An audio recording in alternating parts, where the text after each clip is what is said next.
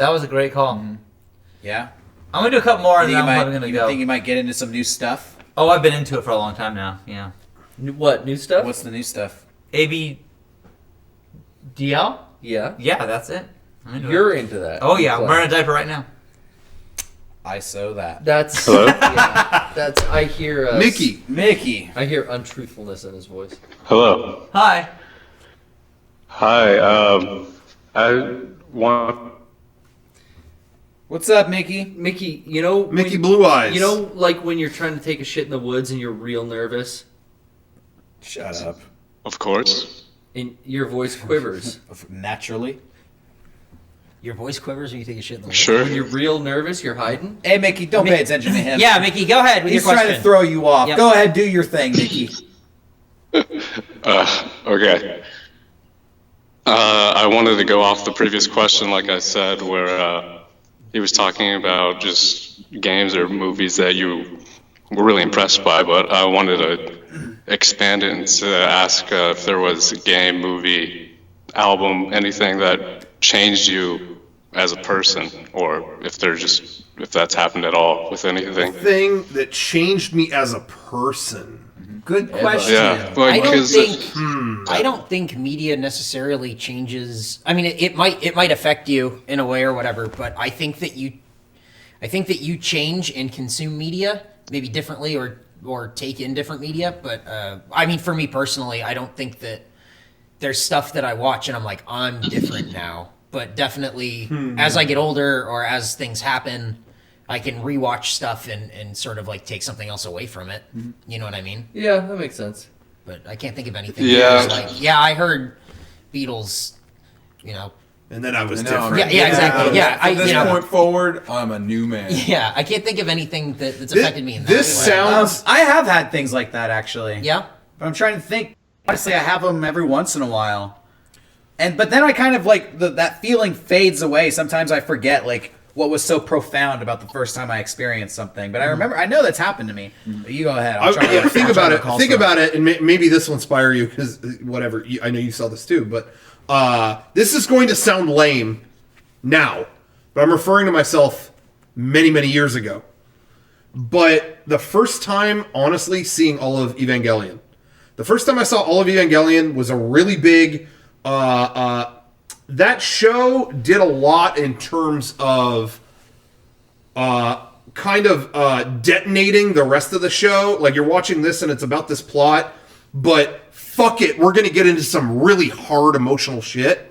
And it's cheesy to say that changed me now. I mean, saying that now. But at that time, in my formative years that I saw it, it was like, whoa, it was some really, it was like a lot of shit about emptiness and like the things you feel. And like this, I don't know, this show about fucking monsters and robots turned into, no, fuck all that. Peel yourself back and like what's underneath all that. Like, like, I don't know.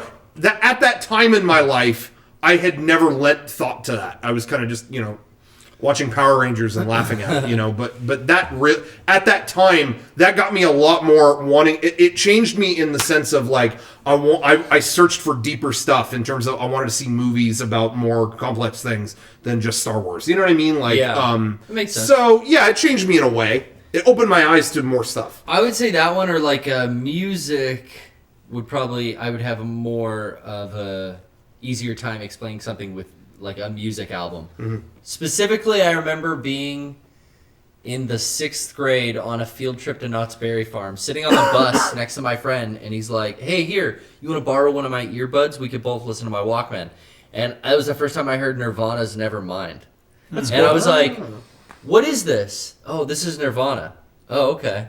And like that whole fucking trip, like I listened to that album with him in my left ear. Mm-hmm. And yeah, ever since then, they were my favorite band. Yeah, I feel like whenever that feeling happens, it has happened multiple times for me. It's always just realizing like, oh, I always thought this thing had to be a certain way. And this thing I just experienced completely shatters that. And thinking back now about all the times that's happened, it's funny because they were all really embarrassing things. They're like guilty pleasures.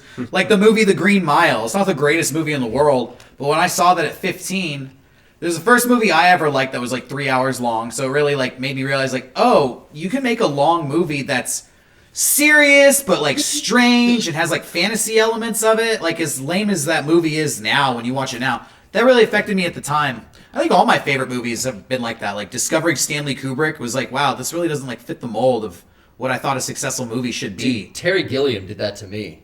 Yeah, when Bugged me out. I saw Brazil, that like changed me. The first Still time insane. I saw Fear and Loathing was like I didn't know how absurd a live action film could really get to that. Yeah, Terry Gilliam, rad, underrated dude. Yeah. For me, this is, I'm sure a lot of people have whatever, but when I was 9, I watched Star Wars for the first time, and in Empire, when Darth Vader reveals that he's Luke's dad, I have never experienced a twist in a movie before. Because before, everything was like spoon-fed to me because I was a kid. And I didn't know you could do something like that where it's like change everything, and that tripped me out.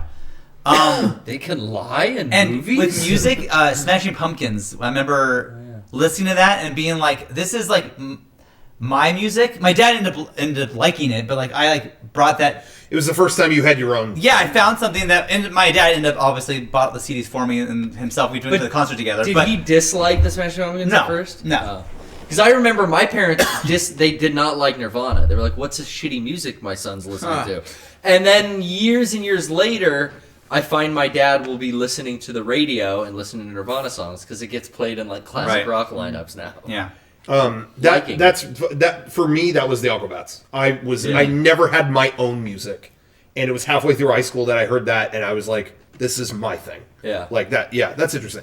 I just want to say real quick, I just remembered actually the biggest one, and I've been trying to think of all these cinematic things and things that anything that could have changed me as a person. I will say the one thing that really did, I think more than even what I said before or anything else, actually changed me as a person was the Tom Green show. No joke. Seeing that, and he would do bits. I said this in the interview, but I want to say just I remember watching him interview someone with meat taped to his head, and they were getting so mad, going, just fucking get away from me, fuck you. And he's just going, I want to know how your day was. How was your day? I'm just asking how your day was. And that awoke something in my brain where I was like, what's wrong with this? Like, why? He's not doing anything wrong. Why is this so upsetting? Why can't he tape meat to his head? I know that sounds dumb, but do you know what I mean? Like when I was in 9th grade, that was really like, why would that? I remember having gym class, and we played soccer or something, and there was a big pile of sod. Like there were stripped sheets of sod. Yeah. And I remember I put the sod over me like a cape, and I was running around playing soccer just to test people. And I was keeping up with everyone, but they were going, come on, get the fuck out of here. What the fuck are you doing? I'm like, what? I'm playing soccer. Like, you know what I mean? It like awoke in that part. I know I sound like a fucking annoying asshole. I totally do. But when I was in 9th grade, I had never thought to kind of test those things. Do you know what I mean? Yeah. And I'd never done that, and that changed me. So that's my answer. The closest thing that reminded me of, the closest thing I have to being changed by like a movie or something is when I was a kid, I had the biggest phobia of vomit in the world. I could not handle it. But after Jackass and CKY, Yeah. does not matter at all. Yeah. Huh. I completely but other agree with than that. that- I was sensitive about that too. But other than that, nothing really affected me to the point where Sure. I was a different person afterwards. Yeah. Yeah. I see stuff now, and Well, yeah, I think there's kind of like two spectrums to it. I agree.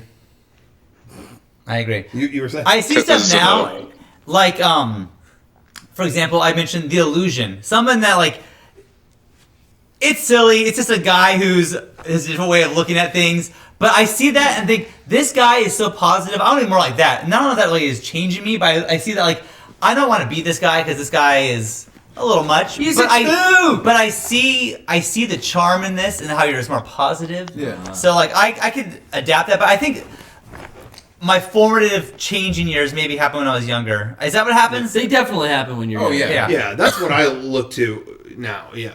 Anyways. That's why we're talking about Nirvana, Smashing Pumpkins. Sure. Yeah. New bands. Anyways, well, Yeah. that was a good question, Mickey. I think, yeah, but I also wanted to just really quick add, like, because I kind of thought of it in two separate ways where like it doesn't have to be like such an introspective way because I know things like an example for me would be like John Lennon's first solo album Plastic Ono Band. That just teaches you how to deal with like sadness and depression. But like from like another end, like another album that has changed me as a person, just not so like personally, is like Funhouse by the Stooges. I'm a guitar player, and just playing along with that album, I think, has made me a much better guitar player. Cool. So That's a I think good album. that could be another one, yeah. Hell yeah. And also, real quick for Derek, I know last week he was talking about comic books, and he brought up the Dark Knight Part 3 Master Race. Yeah. And that's a really good, so far, it's only 3 out of 8 issues in, but so far it's pretty good. And next month, there's a prequel to The Dark Knight, written by Frank Miller, coming out. It's called The Last Crusade, and if you weren't aware of that, you should check that cool. out too. Yeah, I'll definitely check that out. Frank Miller does like my favorite Batman stuff. Well, he has in the past. Some of his stuff is hit or miss. Cool. Well, thank you for your call. Yeah. Thanks, call. Mickey. Thanks, Mickey. No problem. Thanks. I keep wanting to say Mickey, you shit, because they say that in CKY2K. I always want to sing the "Hey Mickey, You're So Fine" song. No, I wouldn't have done that.